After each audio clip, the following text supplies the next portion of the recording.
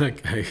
Welcome to another episode of Chasing the Wind. I'm laughing because Andrew and I have been kind of just. He and I are both horsemen to some degree, but I'm teaching him a little bit about horsemanship. So I'm going to talk to you a little bit about today about G and Haw. I was joking with Andrew that he is a riding horseman. He's not a harness horseman, nor is he a draft horseman. But anyway, I want to talk to you about this a little bit. The Lord something came to me the other day, and I thought it was quite funny. My wife and I watch a channel on YouTube. I'm going to go ahead and give a shameless plug to this called Working Horses with Jim. Kind of a fun channel, but he's got working draft horses. And he has an Amish guy helping him right now. And Jim was at a college on working clearing out some lumber for him, logging for them.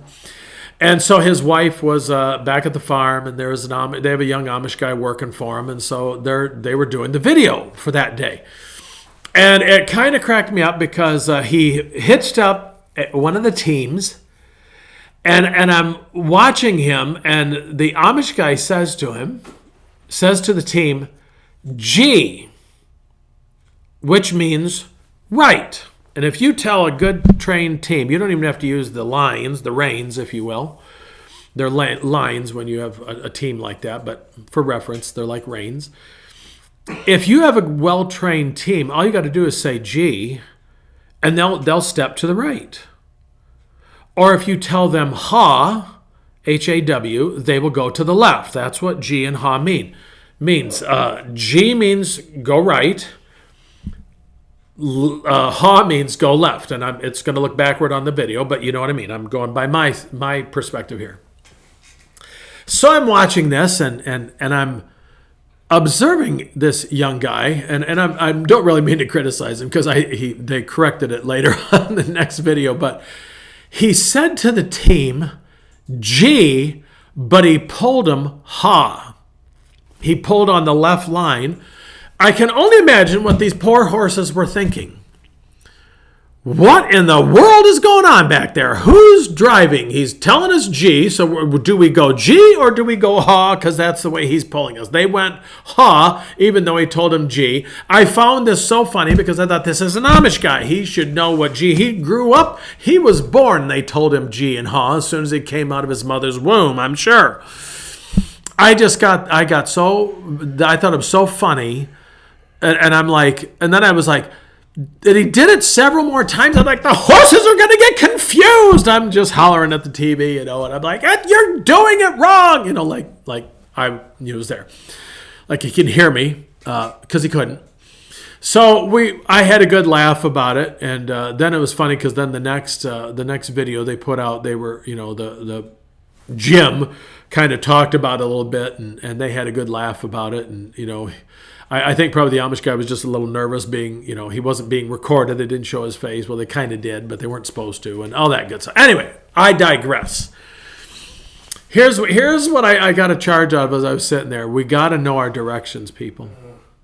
We got to, right, and okay, so here's where I think this needs to be. I've been preaching at my church on, and I did you'll catch up on it on one of these videos on steering required. If it hasn't already been out, I don't know, but this time it doesn't matter. It will be by the time you get this one. We got to know our left and our right. We got to know our G and our Haw.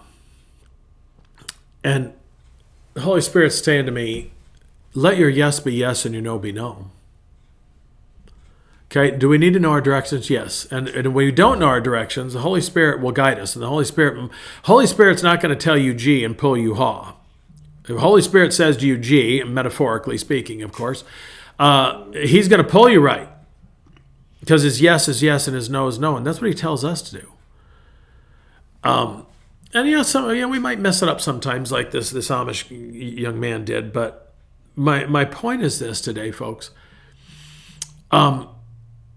Let your yes be yes and your no be no. And here's what else I was thinking about with this too is there on the in the Garden of Eden we have Adam and Eve being told you cannot eat off the tree, not of good and evil, but of the knowledge of good and evil. We have, I believe, a knowledge of good and evil.